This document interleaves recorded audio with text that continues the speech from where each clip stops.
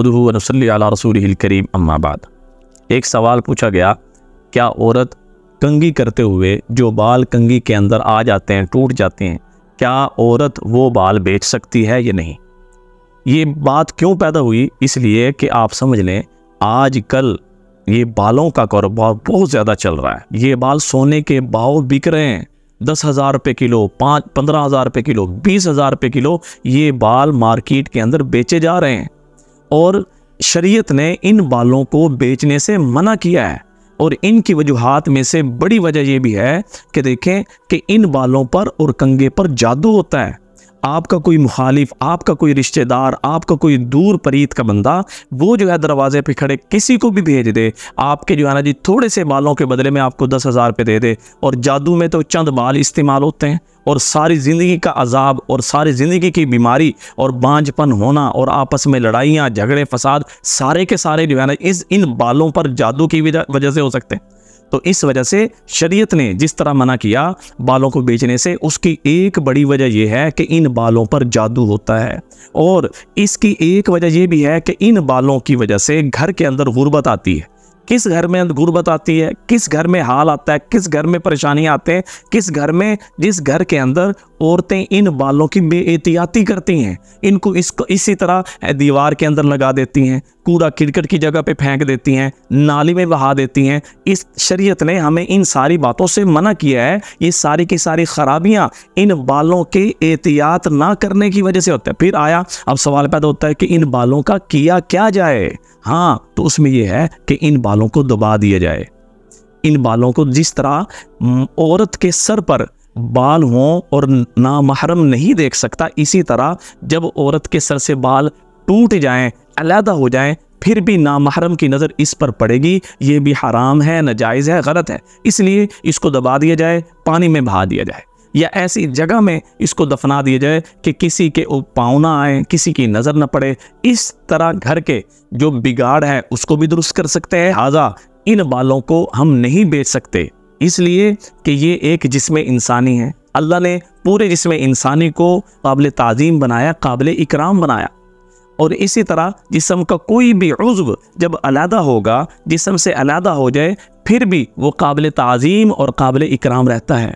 एक और बात कि जब बाल जिस्म से अलहदा हों तो ये मुर्दार के हुक्म में होते हैं, फिर इनका कारोबार में लगते हैं। इनको ख़रीदने वाला, इनको बेचने वाला हराम जो है काम कर रहा है, नाजायज़ काम कर रहा है, गलत काम कर रहा है। फिर इसकी विगें तैयार होती हैं, फिर वो औरतें उन विगों को ख़रीदती हैं, फिर वो इस्तेमाल करती हैं। गोया कि हराम चीज़ को इस्तेमाल करने का गुनाह उसको मुस्तकिल तौर पर मिलता है। और अगर इस तरह विग लगाई हो, हराम बाल लगाए हों, तो उनकी नमाज भी ख़तरे में पड़ जाती है। तो कितने बड़े बड़े नुकसान है इस चीज़ के। तो लिहाजा शरीयत ने बाल बेचने को और इसी तरह आज़ा के बेचने को भी मना फरमाया, आज़ा के हिब्बा करने को भी मना फरमाया। जैसे बाद लोग वसीयत कर जाते हैं, जी मेरी वसीयत है कि जब मैं मर जाऊं तो मेरी जो आंखें हैं ये मेरे फ़लाँ दोस्त को दे देना, फ़लाँ भाई को दे देना, फ़लाँ माँ को दे देना, फ़लाँ बाप को दे देना। इस तरह जो है ना जी वसीयत कर जाते हैं। और इसी तरह वसीयत करते हैं कि मेरा गुर्दा जो है ना फ़लाँ को दे देना। तो लिहाजा देखें, इस तरह की ये जो वसीयतें हैं ये बातिल हैं, नाजायज़ हैं, गलत हैं। अच्छा, इस तरह वसीयत करना भी गलत है और इसी तरह इनका ख़रीदो फ़रोख्त, इनका बेचना भी गलत है। अगर शरीयत इस बात की इजाज़त दे दे कि आंखें बेची जा सकती हैं, बेचें, ठीक है, शरीयत इजाज़त दे, गुर्दे बेचे जा सकते हैं, तो पूरे मुल्क के अंदर, पूरी कायनात के अंदर एक फ़साद बर्पा हो सकता है, जो फ़साद हर एक को एक दूसरे के मार कर गुर्दे निकालने, आंखें निकालने की तरफ मुतवज्जे कर सकता है। तो लिहाजा शरीयत ने मना कर दिया कि आप किसी को हिबा नहीं कर सकते, वसीयत नहीं कर सकते, किसी को बेच नहीं सकते। अब क्यों नहीं बेच सकते? अब वजह सुने कि जिस्म का कोई हिस्सा, चाहे बाल हों, चाहे वो आंखें हों, चाहे वो गुर्दे हों, नहीं बेच सकते। पहली वजह कि अल्लाह ताला ने ये जिस्म इंसान के पास अमानत रखवाया है। इंसान इस पूरे जिस्म का निगरान है, मुहाफिज है, तो वो उसे इस्तेमाल कर सकता है खुद अपने लिए, लेकिन आगे उसे तसर्रुफ करके बेच नहीं सकता, क्योंकि ये खुद निगरान और मुहाफिज है। कल क़यामत के दिन इससे पूछोगी, तो इस वजह से ये नहीं कर सकता। दूसरी बात कि जिस्म इंसानी जब जुदा हो जाए उससे हम किसी तरह का नफ़ा भी हासिल नहीं कर सकते, क्योंकि जब जिस्म का कोई भी हिस्सा जुदा होता है वो मुर्दार के हुक्म में होता है। ये इंसान के पास ये जिस्म, ये अल्लाह की अमानत, अगर ये बेचेगा तो अल्लाह की अमानत में ख़यानत करने वाला होगा।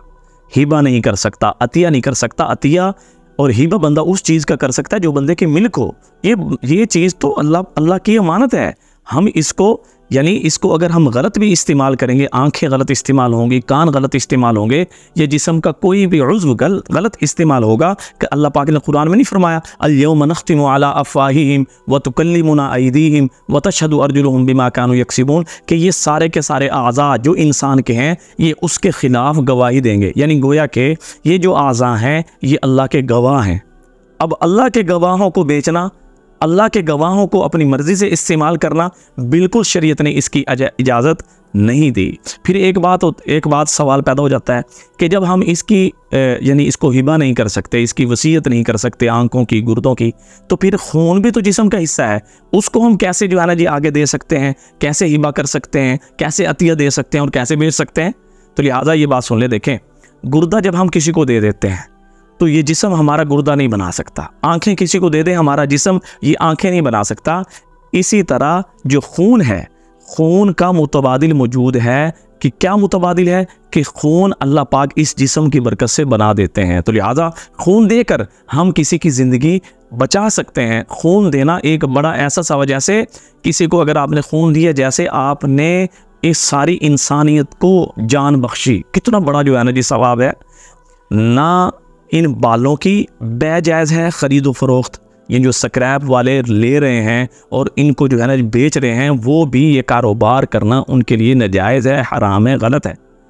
अब वो थोड़ा सा ये करें तो इस थोड़े की वजह से अपने सारे के सारे जितना हलाल है उसको ख़तरे में न डालें। लिहाजा नियत करें जितने भी स्क्रैप वाले हैं वो भी ये बालों की जो ख़रीद व फ़रोख्त है इस आवाज़ बने, ये मना करें, क्योंकि एक हराम काम करने से अल्लाह की तरफ से नाराज़गियाँ आती हैं। अल्लाह की तरफ से नाफरमानियाँ जब हों तो अल्लाह का गुस्सा और कहर होता है। अब बारिश का ना होना और इस तरह के मामलात में जो उम्मत इस वक्त बारिशों की वजह से, ना होने की वजह से एक परेशानी का शिकार है, उसकी वजह यही है कि हम नाफरमानियाँ कर रहे हैं।